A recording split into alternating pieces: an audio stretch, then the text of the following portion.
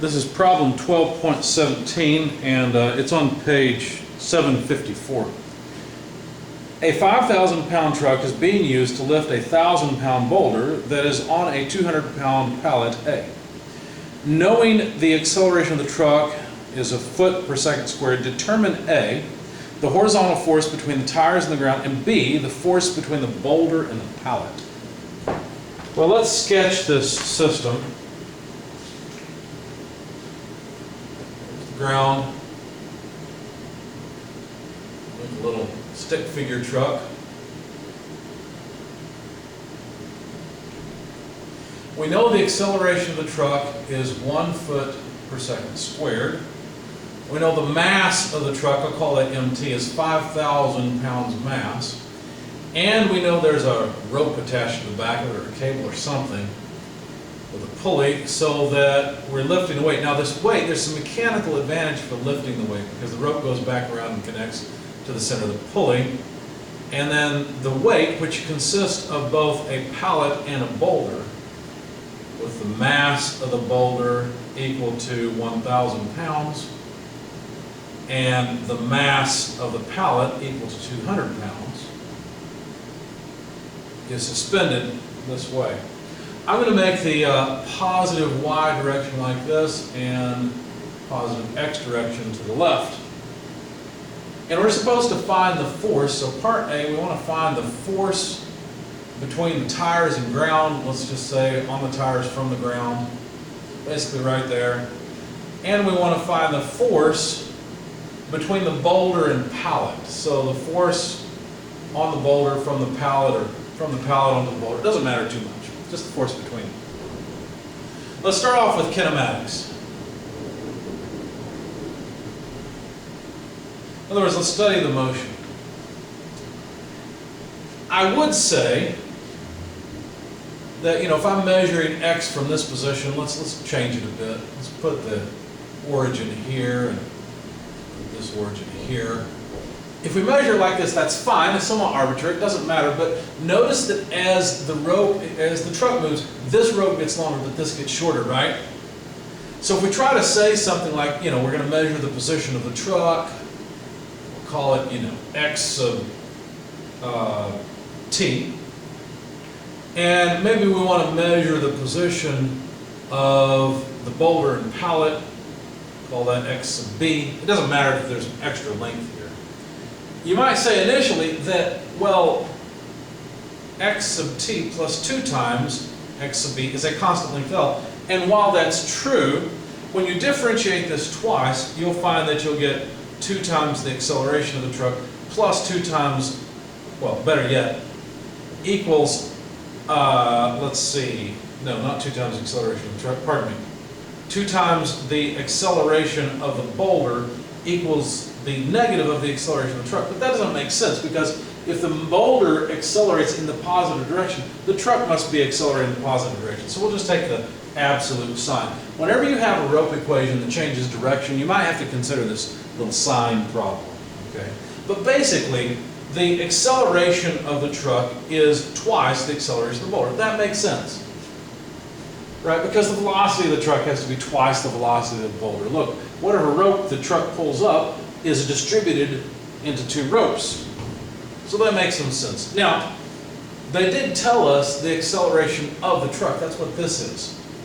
So we could figure out that the acceleration of the boulder is just 1/2, right? Take this and move it to the other side. The acceleration of the boulder is half that of the truck, so 1/2 foot per second squared. Of course, it's acting upward. And now we've got the kinematics out of the way. Okay? For the kinetics, let's take a free body diagram of the truck. So I'll just make a box for the truck to indicate the truck. There's a friction force from the ground on the truck.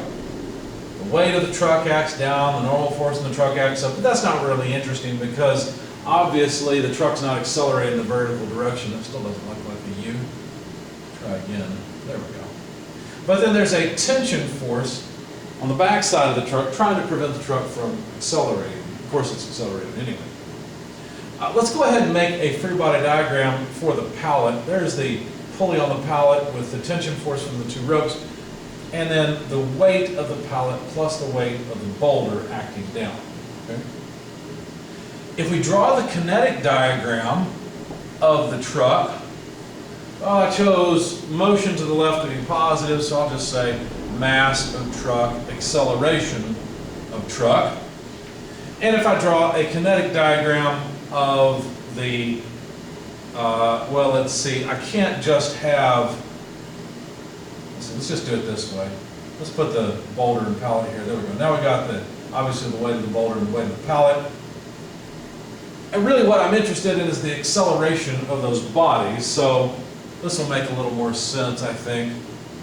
So for the pulley plus the pallet plus the boulder, we'll have a kinetic diagram representing the acceleration of the boulder and the pulley, right, times this acceleration, the acceleration of the boulder, just the vertical acceleration.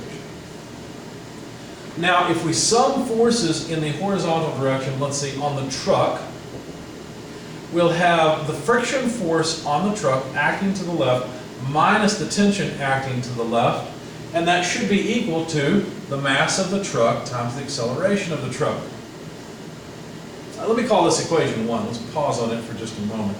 If we sum forces in the vertical direction on the pallet, so these are two different bodies, right? This first one's the truck. The other will be the combination of the pallet plus the boulder. Then that sum of forces in the vertical direction for the pallet and boulder would look like, well, two tension forces upward minus the boulder downward minus the pallet downward equals the mass of the boulder plus the mass of the pallet times the acceleration of the boulder. Okay? If we rearrange this and solve for the tension, well, what would that look like? Well, let's see, we'd have to take the weight of the boulder and pallet to the other side. Let's write what we've got on the right-hand side first. Mass of boulder plus mass of pallet times acceleration of boulder. That's what was already over here. Plus the weight of the boulder plus the weight of the pallet, all then divided by the 2, the factor on the tension. And then if we realize, well, wait a second, weight of boulder is just mass of boulder times g, and weight of pallet is just mass of pallet times g. You see what we could write here is mass of boulder plus mass of pallet multiplied by the quantity of the acceleration of the boulder plus g. Just some math, right? No big deal. Okay. The mass of the boulder plus the mass of the pallet, well, that's 1,000 plus 2,000, so plus 200. So that's 1,200 pounds mass times the acceleration of the boulder. Well, we know what that is. That's a half foot per second squared. So 0.5, the acceleration of gravity is 32.2, all feet per second squared. Don't forget we have to divide by 2 because the tension has a factor of 2 on the front of it, right? But we end up with pounds mass feet per second squared, which we don't like, right? What we like is pounds force, so let's take care of that. There's 1 pound force per 32.2 pounds mass feet per second squared. So the feet per second squared and the pounds mass go away. And once we plug all this into the calculator, that will tell us the tension. Okay. Now that's the tension in the rope, which they didn't ask for, but we need it. So let's make a quick note over here. Let's see, where shall we put it? Let's see. Well, we'll just put it here. The tension then comes out to about 609.3168 pounds force. Just because it's an intermediate result, I left that many decimal places in play. Now let's go back up to equation 1. So I don't think we need the free body diagrams anymore. We're not going to sum forces in any other direction, so we should have all the equations we need. So now, if we go up and continue with equation 1, what happens? Well, we can solve for the force from the ground to the truck. That's this force here. It's all friction force, right? This is the force we were asked to find. So if we solve for this from here, we just need to move the tension to the other side and add to it the mass of the truck times the acceleration of the truck. So, well, let's see, we know the tension, that's 609.3168 pounds. The mass of the truck is 5,000 pounds mass. The acceleration of the truck is a foot per second squared. And we need our conversion factor, because you can't add pounds force to pound mass feet per second squared. They are the same dimension. A pound mass foot per second squared is a unit of force, but it's not one we normally use. So we have to take 1 pound force per 32.2 pounds mass feet per second squared. And that takes care of all of our unit problems. And we end up with the answer to part A in pounds force. I got about 764.6 pounds force. So that's the answer to the first part, 764.6 pounds force. That's how hard the roadway has to push on the truck. You can say, well, the roadway can't push on the truck. Yes, it can.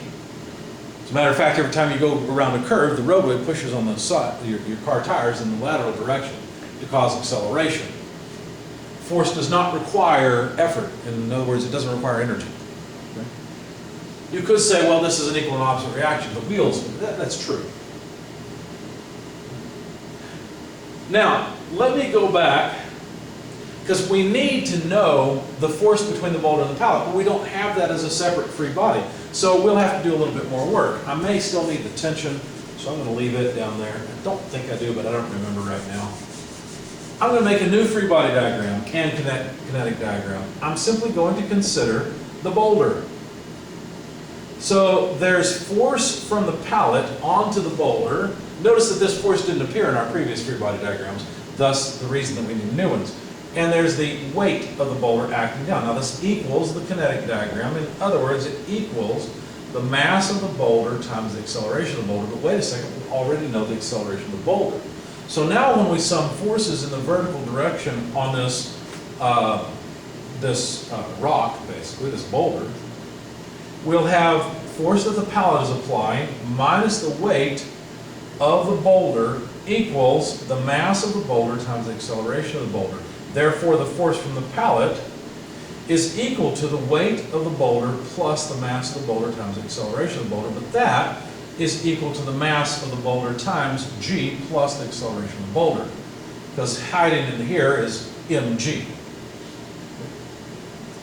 So, if we plug in numbers, let's see, the mass of the boulder is 1,000 pounds mass. If I wanted to, I could have said the weight of the boulder is 1,000 pounds force and then only converted this term, but it doesn't really matter. We'll get the same thing.